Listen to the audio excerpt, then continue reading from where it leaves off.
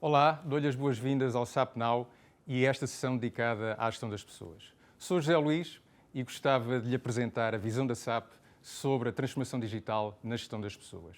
É por isso que falamos de experiência das pessoas, porque mais importante do que olharmos para os processos é garantir uma experiência de simplicidade e inovação nos momentos que importam para as pessoas. E quando falamos em momentos que importam, refiro-me ao dia-a-dia profissional dos nossos colaboradores, chefias e gestores de recursos humanos. Por exemplo, é importante sabermos qual a experiência que os nossos candidatos obtêm quando interagem com o portal de candidaturas da empresa, ou no momento de onboarding, ou quando estão a realizar atividades de formação ou a concluir a sua avaliação de desempenho. O mesmo se aplica às chefias, quando pretendem otimizar o desempenho das suas equipas, ou à gestão de topo de recursos humanos, quando pretende decidir sobre a evolução estratégica do fator humano na empresa. Gostava, por isso, de lhe dar alguns exemplos de como podemos simplificar e enriquecer essa experiência da gestão das pessoas com a solução SAP SuccessFactors. Venha daí comigo nesta viagem. Apresento-lhe a Paula, que vai agora explorar as ofertas de emprego disponíveis, no site de carreiras da sua empresa. A Paula, de facto, passou a ter aqui a oportunidade de poder explorar, através daquilo que fossem as redes sociais, as diversas ofertas de emprego. E entrou no site da nossa empresa e teve a possibilidade de explorar aquilo que eram as diversas ofertas, até inclusivamente com um cenário de multigeografia, onde pudesse identificar as ofertas por determinada região geográfica. Mas o que foi interessante para a Paula foi também a possibilidade não só de explorar aquelas ofertas de emprego, mas acima de tudo ter a possibilidade também de interagir com o assistente digital, com o chatbot. E a partir daqui, a Paula teve a possibilidade de poder identificar à partida quais eram as suas áreas de interesse, identificar também qual era o tipo de relação contratual que pretendia ter com a empresa e, por outro lado, também quais eram as suas habilitações académicas. E a partir daqui, conseguiu identificar de uma forma precisa e de uma forma fácil aquilo que eram as diversas ofertas de emprego que faziam sentido para a sua atividade. E é exatamente isso que foi possível efetuar, onde a Paula teve aqui a possibilidade então de poder inscrever-se naquela oferta específica e a partir daí avançar com a sua candidatura. A Paula, entretanto, já avançou no processo de seleção e neste momento já está numa fase de onboarding. E aqui teve também a possibilidade de poder visitar virtualmente as instalações da empresa, mesmo antes de ter iniciado a sua atividade de trabalho. Isto foi extremamente útil para a Paula porque foi possível aceder a este tipo de informação, aquilo que seriam os novos colegas, informação específica sobre a empresa, inclusivamente até poder fazer assinatura digital de determinados documentos de contratação antes mesmo de iniciar a sua atividade. Foi útil para a Paula porque passou a conhecer a empresa ainda antes de iniciar a sua atividade, mas também para a empresa foi extremamente útil, logo à partida, disponibilizar todo um conjunto de informação para garantir que a Paula, quando chegasse à empresa, já tinha alguma informação, já tinha algum conhecimento e poderia iniciar a sua atividade de uma forma muito mais produtiva e muito mais célere. Queria dar-lhe agora um outro exemplo, o exemplo do Jorge. O Jorge começou agora na empresa e verifica que todas as necessidades de informação que pretende obter estão disponíveis num ambiente de trabalho unificado, o seu Workzone. Aqui, o Jorge tem a possibilidade de poder aceder logo à partida a um conjunto de informações que estão agregadas no seu único ambiente de trabalho. Não só notícias sobre a empresa, não só uma intranet da empresa, mas mais importante do que isso, a possibilidade que ele passa a ter de aceder aos próprios processos. No único ecrã, no único ambiente de trabalho, ele passa a ter esta possibilidade de poder aceder diretamente àquilo que sejam as informações que lhe fazem sentido, como sejam os seus objetivos, como seja a possibilidade que ele passa a ter de navegar por alguma informação, nomeadamente a área de gestão de compensações, ou, por exemplo, a área relacionada com a sua formação, onde ele possa identificar logo à partida um conjunto de atividades formativas que possa realizar no momento. Outro aspecto importante é a possibilidade também de poder aceder não só a um contexto mais ajustado àquilo que sejam as suas próprias funções, quer em termos de informação, quer em termos de processo, mas acima de tudo ele poder ter os seus próprios espaços de trabalho.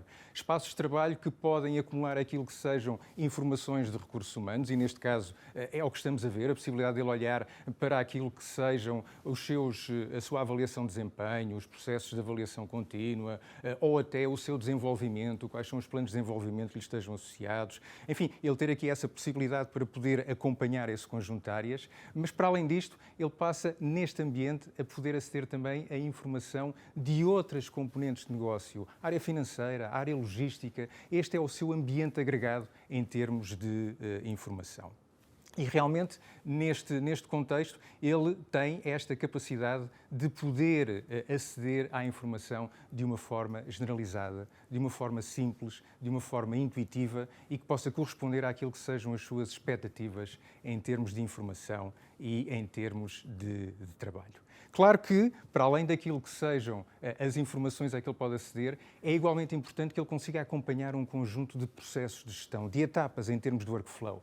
E é precisamente isso que ele pode fazer neste cenário. Ele pode acompanhar um determinado processo, uma determinada etapa.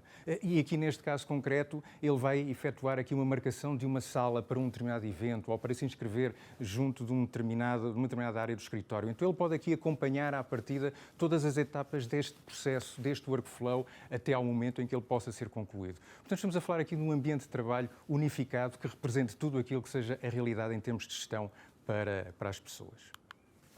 Dou-lhe ainda um outro exemplo e agora apresento-lhe a Joana. A Joana tem funções operacionais na empresa e, através do seu smartphone, ela tem a possibilidade de registar, por exemplo, aquilo que sejam as suas horas de trabalho, aquilo que sejam os registros em termos de identificação da sua informação pessoal, visualizar o seu recibo de vencimentos, enfim, todo um conjunto de informação mais processual e mais administrativa que possa estar associada àquilo que seja o seu perfil. Mas, igualmente importante, é a possibilidade que ela passe a ter de aceder a outro tipo de informação. E, neste caso, a Joana vai mudar de funções e precisa adquirir novas competências para ter sucesso nos seus desafios. E, através do smartphone, acede, de facto, àquilo que seja o conteúdo de formação e àquilo que sejam as recomendações de machine learning do próprio sistema, que estão ajustados ao seu perfil, de forma a que possa aprender exatamente aquilo que necessita. E, efetivamente, passa a ser possível aceder a este tipo de informação também de uma forma intuitiva, de acordo com aquilo que sejam as necessidades das próprias pessoas. Neste caso concreto, aceder a um conjunto de informação adicional, mas de uma forma que pudesse ajudar o próprio colaborador dentro daquilo que fossem as suas necessidades. Bom, olhamos aqui para alguns perfis ao nível dos colaboradores, olhamos para um candidato, olhamos para pessoas mais dentro de áreas operacionais, olhamos para pessoas que têm funções mais alargadas e que por isso necessitam de um ambiente de trabalho unificado. Agora gostaria de lhe dar um outro exemplo. O Pedro. O Pedro é responsável de equipa e está focado em dinamizar a interação das suas pessoas. Nada melhor do que ouvir a sua opinião para poder agir em conformidade com as expectativas da equipa. Por isso, após a recolha de um survey, tem agora acesso aos resultados da equipa.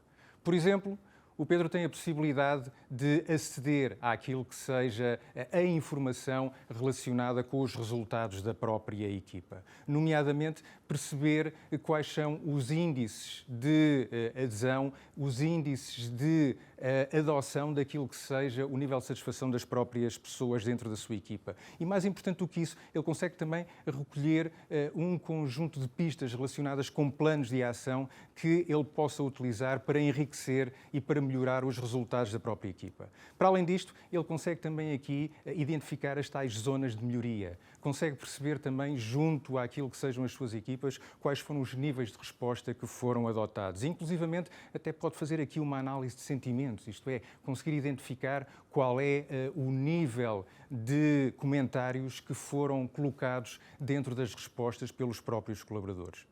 Pode aqui também fazer um heatmap e identificar zonas de análise mais adequadas, perceber quais são os focos de atenção em que ele deve, de alguma forma, poder explorar. poder identificar quais são os comentários das próprias pessoas, poder escolher palavras-chave para poder selecionar quais os tipos de comentários a analisar. E, para além disto, tem também a capacidade para poder explorar esta informação por departamentos, por áreas, de acordo com o nível de análise que possa ser necessário identificar.